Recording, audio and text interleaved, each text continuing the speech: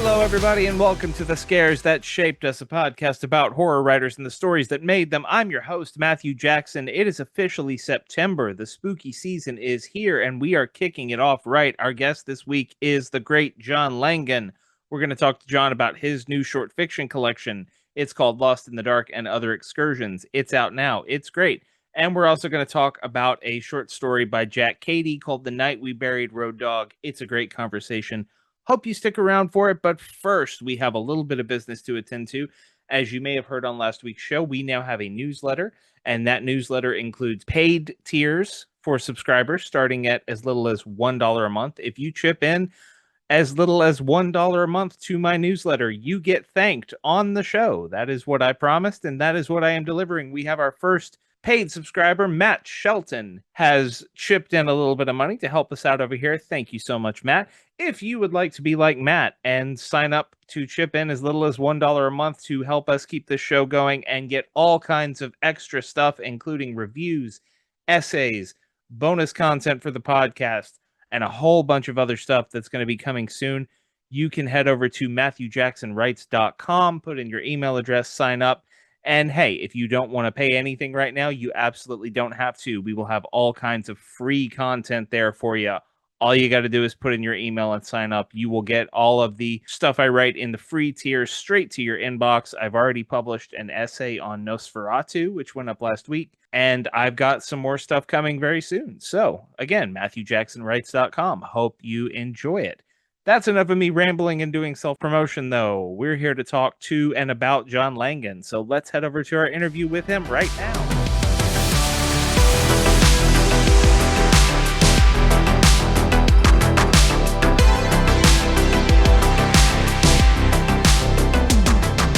Joining us this week on The Scares That Shaped Us is a legend in the modern horror community. He is the Bram Stoker Award-winning author of books like The Fisherman, Corpse Mouth, Children of the Fang, and more. His latest story collection, Lost in the Dark and Other Excursions, is available now from Word Horde.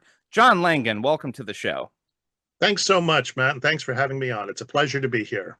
It's a pleasure to have you. I have wanted to have you on the show for quite a while, so I was really happy to learn, however long ago it was now, that you had a new collection coming up, and it's a great collection. Like I said, it's Lost in the Dark and Other Excursions. It is classic John Langan fiction, some stuff I'd read before in other places, and some stuff I am encountering for the first time.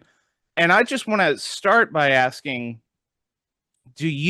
how do you go about building a collection? Does it differ for you with every one?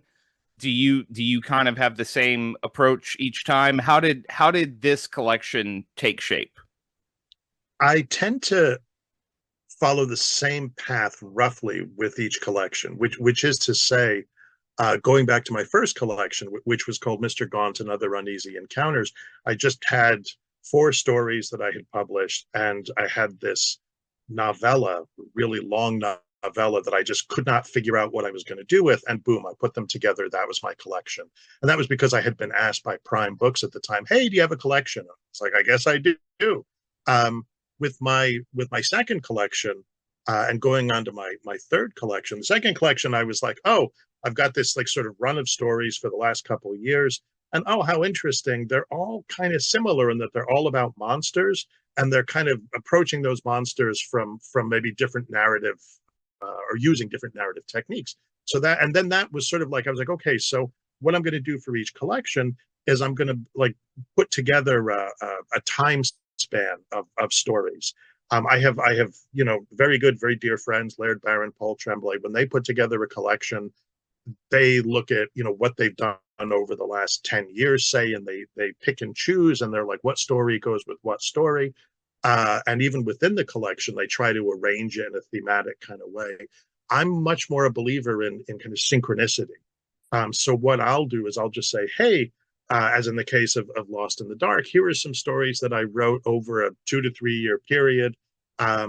Let's just put them together. And I tend to put them together in publication order, not in the order in which they were written. But that's my only sort of concession to outside forces. And then I'll have a new story that I write, because I have this illusion that there's this John Langan completist out there, and I want to make sure that she or he gets to have that they get to have the a new story for their money. But what becomes interesting to me then is in the story notes that I write. As I look over the stories, I start to see connections among them that I was not conscious of while I was writing, and that's like really exciting to me. That's when I start to engage with my own work in this different kind of way. When I started, I was writing a story a year. That was my goal for myself, one story every year. And I hoped I would, get past that. And I have, but what that means is that when I'm writing stories, I'm not always fully conscious of what I'm doing in those stories. I trust my creativity at this point. I'm just, Stephen King talks about the formats, the little guys in the hard hats who are in your subconscious doing all the work. I trust that my formats have got a handle on this thing at this point in time. So it becomes really interesting to me then, when I'm naming the collection. There's always one story where I'm like, yeah, that's the collection name right there. But then I'm like, well, okay, well, what's the subtitle or the extension of the title? What defines what's going on in this collection? As I'm seeing it right now, it's entirely possible that somebody else might read the collection and think, no, this isn't about excursions. This is about something else altogether. But that's awesome. I love the idea that when you send a story, a collection, a novel out into the world, you're creating this kind of open space for readers to come into, and you have this kind of interaction with them, or your story has this kind of interaction with their reading of the story, and it produces something new. Yeah. It definitely, like, excursions, I think, is an appropriate subtitle for this one, because there is a lot of journeys, a lot of adventures happening. There's, for fans of The Fisherman, there is some great nautical horror in here. Yes. There is the title story, which I had read in was it an Ellen Datlow anthology? It was It a was film. haunted. It was in Haunted Legends, which was a Halloween anthology going Okay, back yeah. to like 2017, I think. Yeah. I love that story. I love any narrative about like a cursed film or a Yeah, weird filmmaking experience. Speaking of Paul, like, horror movie is my favorite yeah, Paul yeah, Tremblay yeah. novel for that reason. And one thing I'm struck by, you mentioned the story notes, and the story notes are always a fascinating thing for me to read when any writer chooses to do those, because I like hearing about origin stories of individual narratives, because they are all so fascinating to me, and it's so beyond the basic, like, where do you get your ideas question, because they all form in their own way. But you mentioned something in those notes that a lot of these stories, you said, are united by a sense that the concepts that you're playing with, many of them go back years and years and years for you, and they finally took form in these stories. So, do you keep notebooks? Do you write things down, or do you just sort of let that little grain of sand sit in the back of your mind until one day there's a pearl there? I used to just leave it. I used to just say, if it's, I had this like, sort of Darwinian theory, that it's like, if it's a strong enough idea, it will survive. But then later on, I started to write them down, in part because I forget things, and I thought, well, write it down, and because what happens is I write it down and then I tend to forget it, and then I'll be flipping through my notebook at some point. I'm like, oh my God, that's a great idea. I should write that. So I thought, be fair to the idea and write it down in whatever form. Sometimes when I write something down, later on, I'm like, what did that mean? Haunted balloon. What's up with that? But then there were other times when I'll have written like, a couple of sentences. This could happen, and this could happen, and this could happen. And sometimes when I encounter those later on, I'll think, oh yeah, yeah. And other times I'll think, no, no, no, like, great idea, but that's the wrong way to approach that. So it's as if I'm like leaving notes for my future self, or um like you said, the grain of sand, it's like those grains of sand. I'm sort of like sprinkling them in my unconscious and seeing, what's going to grow up around them over time. Um, I don't like we could spend all day and go through every single story, and I could ask you about the origin of every single story because I'm always fascinated by that. But you wrote story notes, so anyone who picks up Lost in the Dark and Other Excursions, you can get some insight into what John was thinking and feeling when these stories came about. I did, however, want to focus on one specific story because it is my favorite in the collection. It is I was so just hooked in, and I could have read a whole novel's worth of it. Do you pronounce it Hawk or Hack? Oh, it's a Dutch word, so I think it's hawk. Hawk. But any Dutch listeners out there, feel free to correct me and say, no, Mr. Langan, it is whatever it is. Yeah. So this story is about a teacher, which is interesting because you are a teacher, and it's a riff on not just well, it's not just a riff on Joseph Conrad's Heart of Darkness. It is a story in which Joseph Conrad is a character. And I found it so fun and so fascinating. And I was wondering as I was reading it, like, what parts of reality is John pulling from here? And what is he just wholly inventing?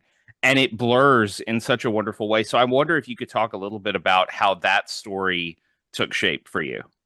Sure, that was a story that was written with no immediate intent to publish it. Usually when I'm writing something at this point in my life, it's because an editor reached out to me and said, "Hey, I have an anthology. Would you be willing to contribute?" And I'm trying to work on something for that.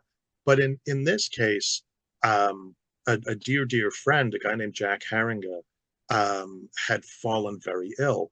Jack, for a little bit of background, has been a kind of mainstay in the sort of horror culture scene for quite some time. Brian Keene killed him off in The Rising by having him Mm-hmm. eaten by zombie children, and in fact, a couple of different writers had done that. So, geez, I'm trying to think when we did this, about 2010 ballpark. Back when blogs were a thing, a bunch of us decided it would be very funny to kill Jack on our blogs on a certain day, write all these stories about Jack getting murdered, preferably by zombie children. So we did this, and then those little stories were collected in a very tiny trade paperback called Jack Haringa Must Die. And it was a fundraising thing for the Shirley Jackson Awards, which were pretty new at the time. So it was just one of those. It was a laugh, It was just done on a laugh, but people turned in these really amazing stories. So fast forward um, to about a decade, a little bit less, when Jack, who is about the same age I am, had a stroke. It was very unexpected, and it resulted in a lot of, you know, a sort of cascading series of issues, right? And we, his friends, became really afraid. There's that moment where, I don't know, mortality sort of reaches one icy finger in amongst the bunch of you, and says, yeah, I'm here, don't forget about that. And this wasn't like, I don't know, somebody who dies in a terrible accident or something. This was the kinds of things that you expect your parents to say, oh, Mrs. So and so passed away, it was a stroke, or. So anyway, we became really just sort of concerned about him, and so we put together a one-off edition of a book called Jack Haringa Must Live. And it was Paul Tremblay and Michael Sisko and Nick Kaufman and Sarah Langan and myself.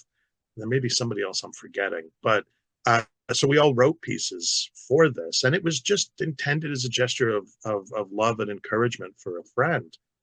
So I just wrote this thing because I had visited Jack's class. Uh, he taught it at a private school called Worcester Academy in Worcester, Massachusetts. And I had been to visit that class on his invitation because I had written a foreword to a collection of Joseph Conrad's short fiction, which included Heart of Darkness, So, I mean, and it was this massive, massive book. And I think Barnes and Noble was the publishing imprint for it. So I came to his class to talk about Joseph Conrad and talk about Heart of Darkness. And that was great fun. And so I thought that whatever I wrote should invoke Joseph Conrad. That seemed like a fun kind of nod to our experience. and of course, including Jack as a character in the story also seemed like a fun thing to do. Um, the other parts of the story drew inspiration from two sources. Laird Barron and I had been talking about, and again, this is like the kind of late 2000s, that first decade. We'd been talking about maybe collaborating on a project that would be about Peter Pan, and it would be about a sort of darker version of Peter Pan, and whether he would be called, because we figured that he kills Captain Hook and takes the hook, and so it would be called something like Peter Hook or something like that. And so that idea was kind of floating around, and I always meant to get back to it and do something. And at the same time, um, I had noticed over the years of reading that in that turn of the century time period, from the late 1800s to the early 1900s, all these references to Pan pop up in basically British literature. That Arthur Machen's The Great God Pan, right? Obviously Peter Pan. E.M. Forster writes a story called Story of a Pan. D.H. Lawrence writes a short novel called Saint Mauer, in which there's this big speech and sort of discourse on Pan. And I'm sure if I looked, or if a reader looked, you could find it in other places. Oh, Wind in the Willows, Pan appears as a character. Yeah. And I just thought it was really weird, like because Pan is this primordial god, and if you dig into the Greek myths, you'll find that when Zeus is rescued from his father by his mother, his father who wants to eat him, his mother hides him on the island of Crete, I think it is, where Pan is his playmate. So that Pan, anthropologically, does Pan come from like a different group of gods who's kind of stitched into the Greek gods, as often happened? I mean, maybe, but he is. We think of him as this little nymph, with his pan pipes or whatever. But he represents something much more terrifying in a lot of ways, and a lot more awesome. So I found it really interesting that at the turn of the century, all these writers are writing about him. Like, what does that mean? And it just so happens that Conrad, although Conrad doesn't write about him, as far as I know, directly, Conrad is still alive at that particular time. So, everything started to come together where it was like, oh, okay, well, what if Joseph Conrad, he's already taken one voyage in a boat, up the into the Congo. What if and specifically into the Belgian Congo, which is particularly horrifying. What if Conrad takes another river journey into this other kind of space, and yeah, honestly, the story just kind of wrote itself after that in a lot of ways. And it, we presented the book to Jack. I did some drawings to go along with it. I think he appreciated it. He's still alive, so maybe it kept him alive all these years later. But then I had an invitation to an anthology, and I had this story just kind of lying around. And I was like, you know what? Boom, here you go. Yeah, the response it's gotten, honestly, I don't know, it sort of surprised me, I guess, because I just wrote it for one person, really. I just someone like W.H. Auden says that in the end, art comes down to our attempt to entertain our friends, and which I find actually very sweet. And so yeah, I'm happy that it entertains other people too. It is a wonderful story, and your discussion of how it came to be leads me into another question I wanted to ask you. Is you've mentioned Laird Barron, you've mentioned Paul Tremblay. The three of you and others within the community are, continuing a tradition in weird fiction that goes back decades, which is just the tagging each other in your stories and sort of sharing a cosmos at times, and nodding in each other's directions. And you talked about writing stories to entertain your friends. What does that kind of work and that kind of fiction as play with people like Paul and Laird give your fiction that you think it maybe didn't have when you were before you were doing stuff like that? I think when I was starting out, I was aware that I was writing within a tradition. And, I'd read Stephen King and Peter Straub when I was a kid. And then, as I'd gotten older, I'd read people like Machen and Lovecraft and Henry James and such. So when I wrote my first published story on Skua Island, I was aware that it was very much within this kind of like very old tradition. Well, old, relatively speaking, like something out of the late 19th century, people sitting around telling stories to each other, a mummy story, which is a particularly old and these days problematic kind of narrative. And so I was aware that I was engaging in a tradition, but it was a tradition that felt in some ways very removed from me. I mean, you can certainly make the argument, and it's a solid argument that writers live on the page, but that's the only way that I will ever encounter Henry James or H.P. Lovecraft or Arthur Machen. I'm never going to encounter them in the flesh. And then what started to happen, I think it was probably I feel like it was Laird actually who kind of started it, because in on Skua Island I had used this image of a broken circle, broken ring, and he was like, oh, that's awesome, I'm going to use that in one of my stories. And I was like, yeah, sure.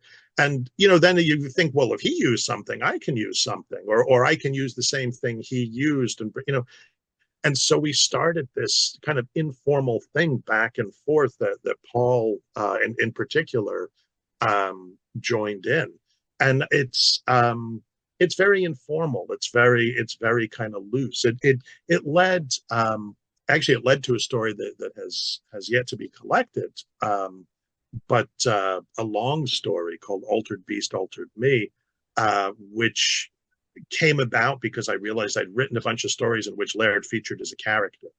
And I was like, man, I've never done that for Paul. I should do that for Paul. And so I wrote this long story about all sorts of terrible things that happen to Paul and his family. And it's a sort of haunted or cursed film object story, which appeared in an Ellen Datlow anthology, Final Cuts, that came out in 20, I was going to say it sounded familiar. Yes. Yeah. It came out right as COVID was really breaking, and in a lot of ways that I think affected the reception the anthology got, because it's just full of fantastic stories. So yeah, we continue to, so in that sense it served as a kind of an inspiration, because I was like, man, it served as a source of inspiration in a really like extended way, because I was like, man, I am going to write pieces that are like what Paul writes when he's in different modes, and I'm going to do all kinds of crazy stuff, out Paul as it were. And fortunately he liked the story, so that was a relief. He could have been like, you son of a. So and that still happens. Paul published a story, it was one of the Amazon originals, a year or two ago, whose lead character is named Jimmy Lang, who is a not so thinly veiled version of myself. So yeah, we keep doing that, and it's fun. It is like, obviously, what was going on in Weird Tales. You can't help but think about Lovecraft and Clark Ashton Smith and Robert E. Howard, all kind of like sharing ideas, and writers like Robert Bloch and Fritz Leiber joining in. And the big problem these days, I guess, is sort of copyright and concerns about intellectual property and ultimately money. Like, oh, what if my story gets made into a movie, but you have something in it, or so we probably don't take it as far as we could, I suppose. But what we're able to do, yeah, is still a lot of fun. I want to ask, and if this is something you don't want to talk about on air, tell me and I'll cut it out. But because we're talking about him, I feel like I should ask, because I know he's had another issue recently. How is Laird doing? Laird is hanging in there. Yeah, he had a foot infection that got really bad. He's diabetic, and it complicates things. And so he had a foot infection that got really bad, and he had to be taken to the hospital. Fortunately for me, the hospital that he's in is about a 10-minute drive from me. So he had to have surgery done on the foot to basically to debride the wound, to kind of clean it out. But his hospital stay has become a little bit extended, I guess. His kidneys are not in the greatest shape. The doctors are trying to figure out the best way to deal with that. The foot infection became pretty bad, so he was on like IV antibiotics and stuff. Hmm. The good thing for the moment is that unlike last time he was in the hospital a couple of years ago, he was not in the same dire straits he was in. When he went into the hospital a couple of years ago, it was only afterwards that we realized that his life was in much more jeopardy than we appreciated at the time. Yeah. Now he's not well, certainly, but it's a much more manageable and controllable situation. The big his health insurance, he has, the bank statement is okay, but he has, what are just going to become chronic issues. And I Yeah. think that is something that we're still trying to navigate and still trying to work out. I mean, he's got a lot left to write. He's got a lot of stuff left that he wants to write. The every night I go in and we sort of hang out for like an hour or two, and we just sort of talk story. Just, hey, what do you think about this? What are you doing about that? And people have sent me. I invited on my still functioning blog. I invited people to send postcards or whatever to me for him, and so I've already gotten a bunch of postcards and such for him that actually I'll share with him later today when I go up to see him. So he's hanging in there, but it's a lot to be sure, just to process. Yeah. So listeners, I was going to mention this. I'm glad John mentioned it. If you go to johnpaullangan.wordpress.com, you will see John's latest updates on Laird, and he does provide a PO box where you can send get well messages to Laird. I would also recommend going to Bad Hand Books and buying Laird's latest collection, Not a Speck of Light, which is incredible. And just support one of the best contemporary horror authors that we have as he goes through a tough time. And thank you for talking about that, John. I appreciate that. No, it's my pleasure, and I would second what you said, that Not a Speck of Light is a terrific book. If you're feeling generous, the Laird also has a story in an anthology called Long Division, which Bad Hand put out. And Laird's story won the Stoker this past StokerCon. So if you want to do a two for deal, then do that. And also, Bad Hand Books is a terrific press. Oh yeah, absolutely worth supporting. We love Bad Hand over here. But now we've talked about John's short fiction. We've talked about Laird's short fiction. We're going to pivot over to the story that John chose to talk about today, which was a real treat for me because this was not something I had read. And I love when people bring things that I have no experience with and I get to dig into them for the first time. This is a story called The Night We Buried Road Dog, written by a legendary but probably underseen, underread author named Jack Cady, who won a lot of awards for his fiction, but never quite got the mainstream attention that he maybe should have. I read this in a collection of Cady's writing called Fathoms, which you can find very affordably. So we are going to talk about spoilers in this story. It's a 30 some odd year old story at this point, so we're going to spoil it. But if you haven't read it and you want to read this story, I highly recommend it. It is out there, available. So, pause the podcast, read the story, and come back to us. But, John, what made you want to why did you choose The Night We Buried Road Dog as the story you wanted to talk about today? Well, as you said previously, I thought, and it would be reasonable for me to have suggested, some of King's stories or Straub stories, or going back, I'd mentioned, Robert E. Howard has a story, The Horror from the Mound or something like that. And these would have been entirely appropriate, but I thought to myself, the writers that spoke to me and continue to speak to me are beyond those three, say, there's a lot of them. and some of them continue to be reasonably well known, and some of them not so much. And for me, Cady was Jack Cady was someone that I discovered really through what I think was his last published novel during his lifetime. I think it was a posthumous novel as well, but this was a novel called The Hauntings of Hood Canal, which was, I have said that it was a novel that when I finished reading it, I walked around for a couple of days, literally just happy that this book was in the world.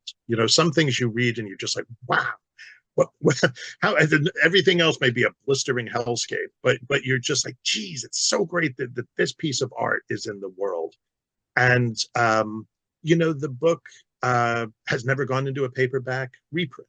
It was published in hardcover, and that's kind of astonishing to me. And I know that there's too much to read, right? I mean, I totally get that.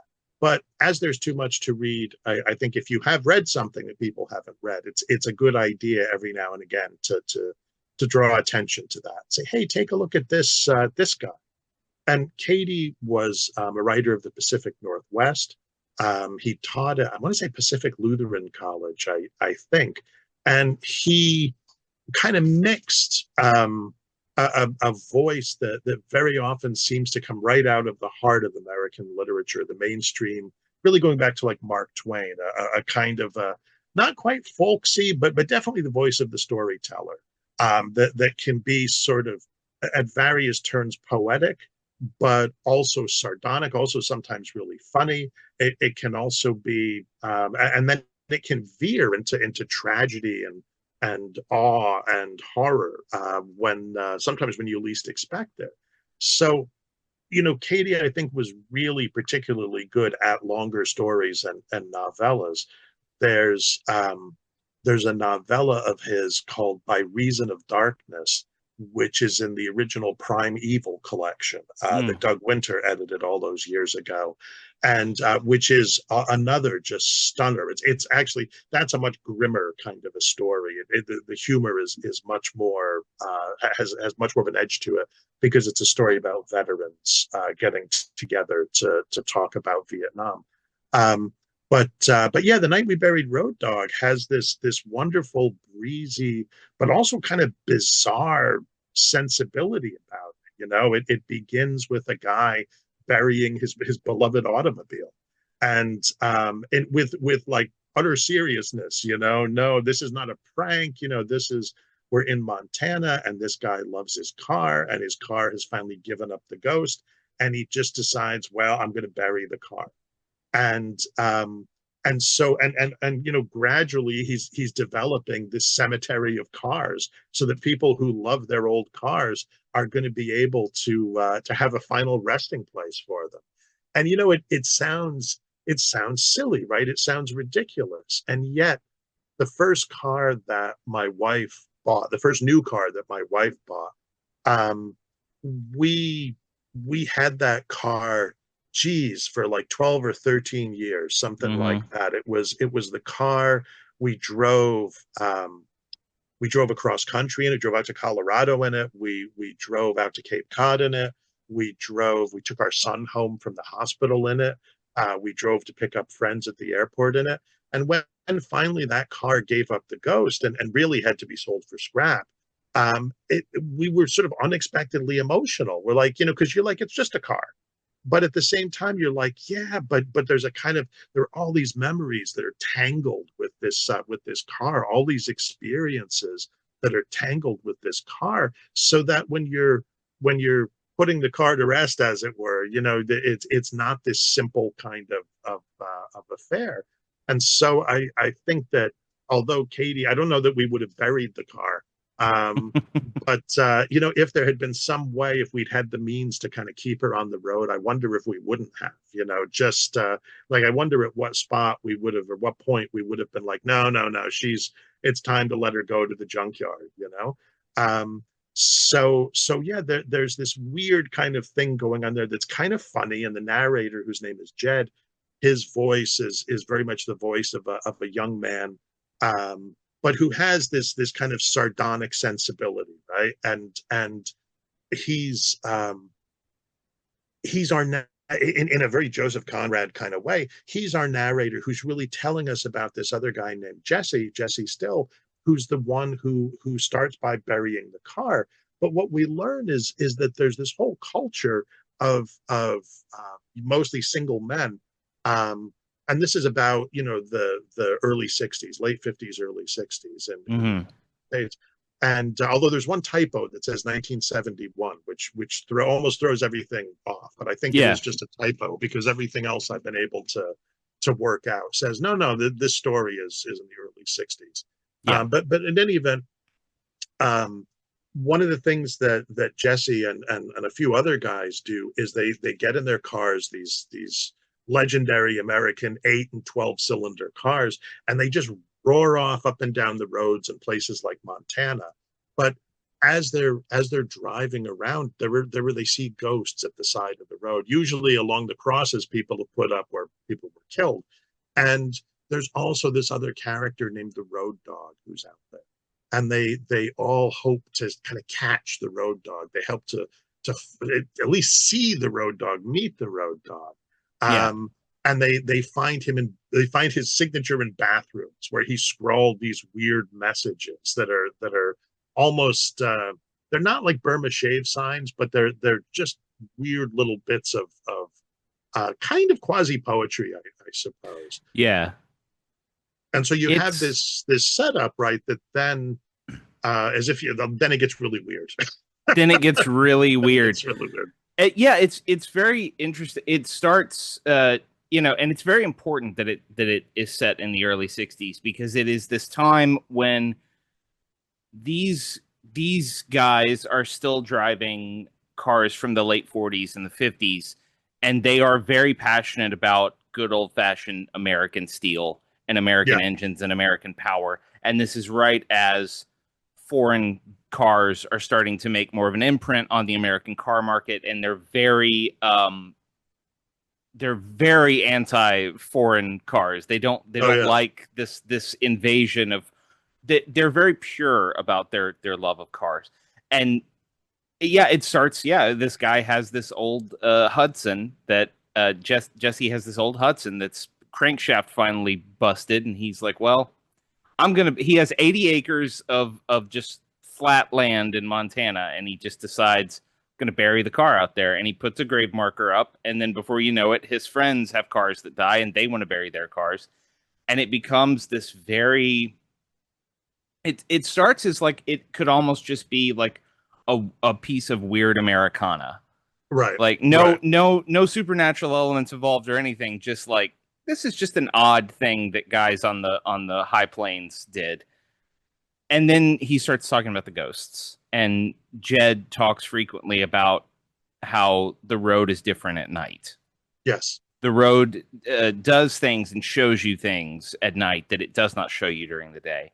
And uh it starts to get weird when Jesse buries his car, which he called Miss Molly, and then after uh Jesse buys his replacement car, they're driving it back from where they bought it, and Miss Molly shows up on the road, and it's like a phantom car, and it turns out that she was warning them that there's something wrong with this new Lincoln that Jesse bought.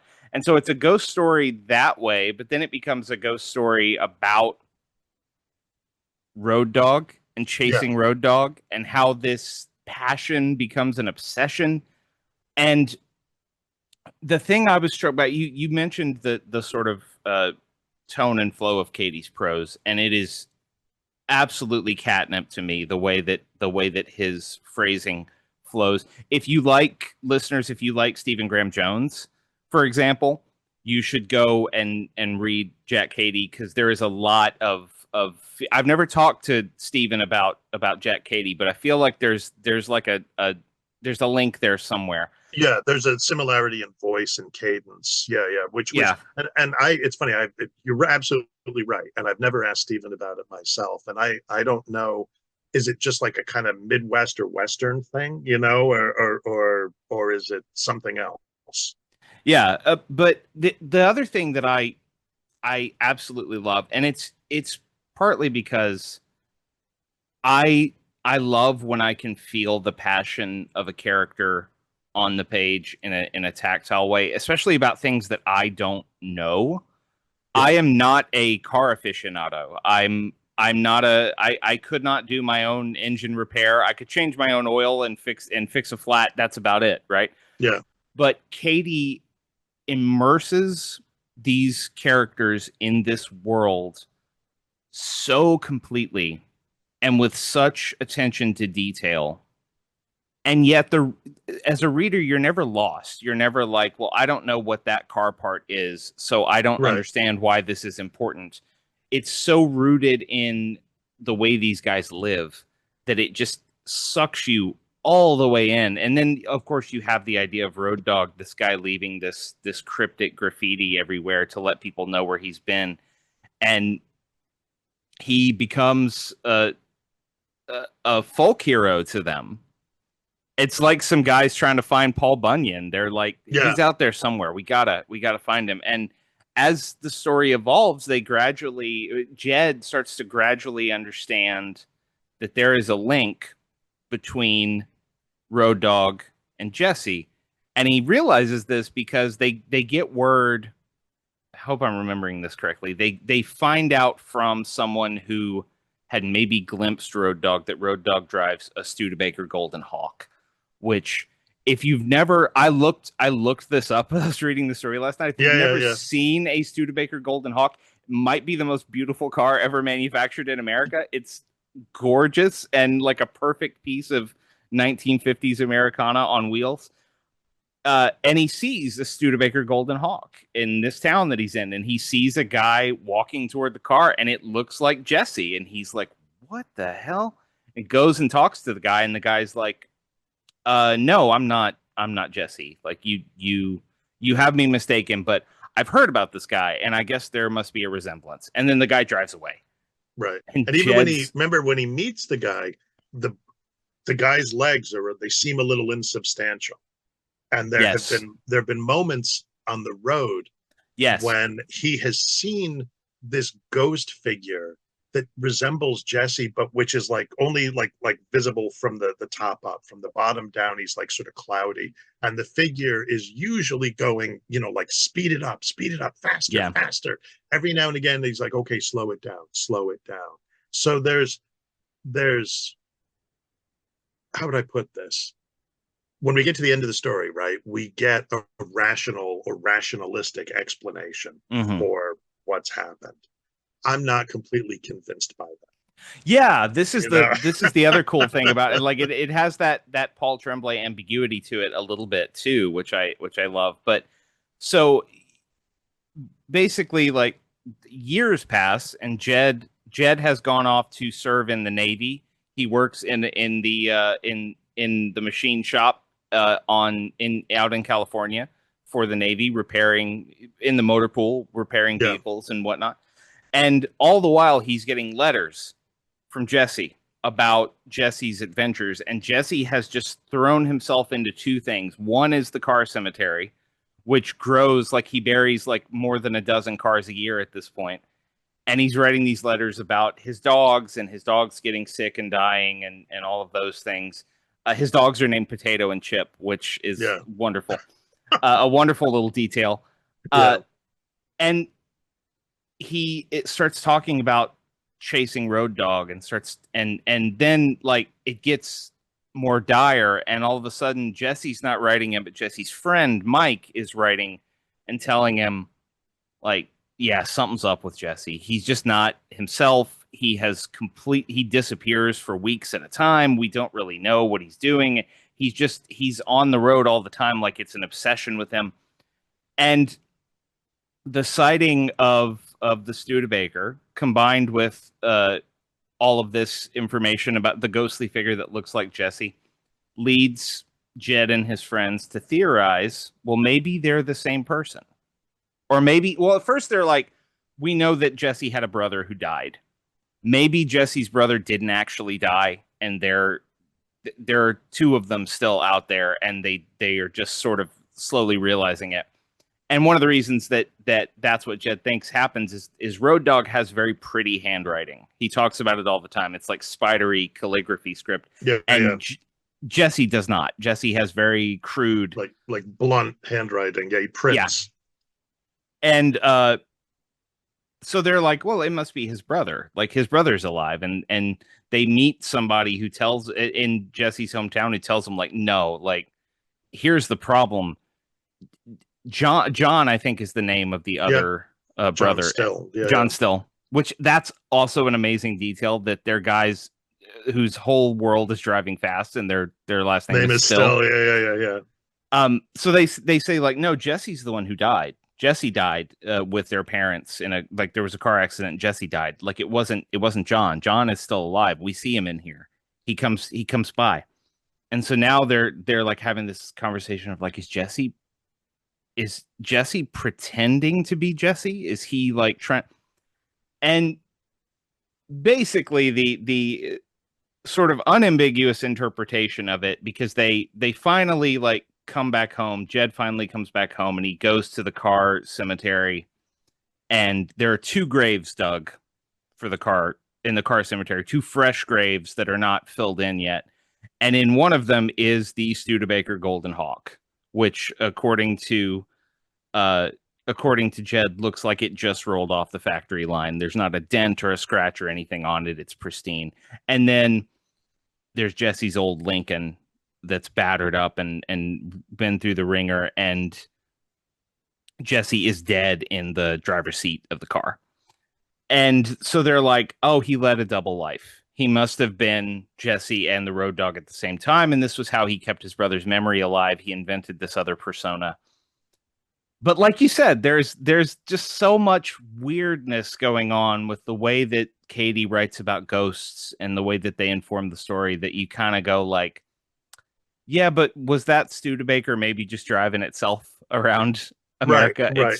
It's Is it? such a Is it? wonderful. Yeah. It's was the Studebaker what kept his brother's ghost alive? Was it possessed by his brother's ghost? But like it's like the end of Psycho, where Yeah. you get the explanation and it's all very reasonable, but there's also a little part of you that's like, no. And when you get to a film like Halloween, where Jamie Lee Curtis says it was the boogeyman, and Loomis is like, yes, as a matter of fact, it was. And you're like, thank you. Thank you for admitting that this went too far to be just naturalistic. And the end is Jed, like is the guys who helped to bury Road Dogg. The end is Jed driving away, like seeing lights maybe showing up to pay their tributes to Road Dogg slash Jesse. And the clear inference is these are ghosts who are coming to sort of take in one of their own, to acknowledge one of their own. Yeah. There's a line in there about Cady says, or through Jed, he says, the night is where things that we don't think are possible become possible. Yeah. I'm paraphrasing. It's a beautiful line, and I'll have to go back and find it. But he writes so poetically about the transformative experience. And as someone who loves, like I grew up in rural central Texas, and every city was at least like a 45-minute drive from us. So driving was just part of the culture. And I came to love long stretches of driving, and especially driving at night. And I've never read another author who captures that feeling of like of being alone on a road at night and just sort of feeling like anything might happen. Yeah, no, Like, I and have a similar experience in that I where I grew up in upstate New York, at the time I was raised there, was very rural. And mhm. so any place you wanted to go, you had to get in the car. And it was just a way of life. There was no like you were just like, oh, okay, well, we're going to drive to shop or whatever. It was like 20 minutes. And if you wanted to drive, any place really, you were going to be in the car for a little while. And that when I first got my driver's license and could drive after night, that became something I really loved to do, like Mhm. go out with my friends and just drive around at night with no real clear destination in mind. But it was and it was weird, right? Because in a lot of cases I was seeing places that were new to me, but I was seeing them at nighttime. And so Yeah. that made it that gave it this whole sort of ghostly kind of feel. Did you ever do the thing on an empty road on a full moon night, clear night, where you turned the headlights off and just sort of drove? No, no, I was always too afraid to do that. I was always sure that something was going to be like in the middle of the road, like an animal, like a deer or something. Yeah, yeah. I'm saying this now, like I know, like if my mom listens to this, she's gonna be like, "Why on earth would you?" But when I was a teenager, I had a part-time job in a town that was 20 minutes away from where we lived, and so I had to drive there in my old beat up '95 GMC Jimmy. Um, and I occasionally on a full moon clear night when the sky was really bright and I knew the road so well because I drove it, 4, 5, 6 times a week for years. I would turn the headlights off and just let Mhm. the moonlight illuminate the road, and it does things to you that you kind of can't articulate, or at least I'd never read it articulated quite as well as Cady does here. It's a ghost story, but it is not out to frighten you as much as it is to sort of enchant the American landscape and the idea that you can form a relationship with a machine like a car. Like, I mean, you were just talking about your car, like my GMC Jimmy. That was like all of my like young adulthood and early 20s adventures were in that car, and Right. it finally got I was in a tiny fender bender, and the insurance company was like, "This car is worth so little that we are going to total it rather than pay for repairs on your Right. on your bumper." And I was heartbroken. And I Yeah. remember going to that car, and it was in the scrapyard behind the car dealership, and I had to empty the glove box. I had stuff in the glove box, and like I was close to tears. I was Yeah. very like I remember I had a CD player that I had paid for myself that was in that car, and I took it had a removable faceplate to sort of deter thieves, and I took the faceplate off the CD player, and I was like, they might be mad about this because the CD player was probably the most valuable thing on the car, but I Right. don't Right. care. Right. This is mine. I'm keeping this. So this is a podcast about formative horror stories, scares that shaped authors, and I'm always fascinated to talk about how these stories make it into your craft and your imagination. So, like, how old were you when you found this story? At what point did you discover it? It was, all things considered. I mean, it was probably a more recent discovery. It was probably the early 2000s. Okay. So but what happened to me was when I was a kid, I discovered Stephen King. Right, boom, there you go. I'm going to write horror. That continues until I get into college. Although even my last year in high school, I'm starting to get a little self-conscious, and I'm like, oh yeah, I don't know, I don't know. So throughout my 20s, although I continued to read King and other people, and I continued to write, my writing tended to be like whatever realism or quasi-realism or something. The what I realized now was that the emotional content was all still horror, but I didn't think about it that. And then my wife and I get together, and she kind of helps me to reconcile the idea that you can write a horror story and it can still be a good story, which duh. Anyway. And at the same time, though, I was still looking around to like see, well, who else is doing that? Okay, I know that King does it, I know that Straub does it, but who else? And so writers like Jack Cady and Lucia Shepard, Jeffrey Ford, and Elizabeth Hand, they were this. They're both a revelation in terms of their work, but also a kind of a reassurance that hey, you can do this. It's totally like this is completely possible. And so I think someone like Cady, um, I don't think I can be quite as sardonic as Cady can be. Cady has a really wicked sense of humor that I Hmm. don't think I can be a little funny, but not like he could. But that storytelling voice is something that he it's funny, they're very different writers, but they're great stylists. And so he reminds me of Lucius Shepard, and Lucius Shepard's work could be beautiful, but even when he was writing a first person narrative, there was often a little bit of a sense of I'm keeping you at maybe not arm's distance, maybe not like all the way away, but there's a little bit of gap between you and me. Whereas with Cady, there's very much this sense of, yeah, come over and sit down. I got this crazy story to tell you about this. You've heard about the road dog. You don't know nothing about the road dog. And I think that the other thing that I've grown to appreciate more about Cady's prose is that Cady is willing just to kind of plunge in, like he's just like, yeah, we were burying a car. And that's nuts, right? That's kind of crazy. And at first you're like, oh. And it's funny, right? Even at the beginning, he's told the night we buried Road Dog, he's told you where this is going to wind up, Yeah. except that when you read about the car, you're like, wait, so maybe like in Road Dog's a person, but how is that going to work? So that he creates something. It's an example of how you can tell the reader like exactly what's going to happen Yeah. at the end of the story, and yet still just completely confound and therefore intrigue them along the way. Yeah, it is I can see why you were drawn to it, and I can see it in your fiction.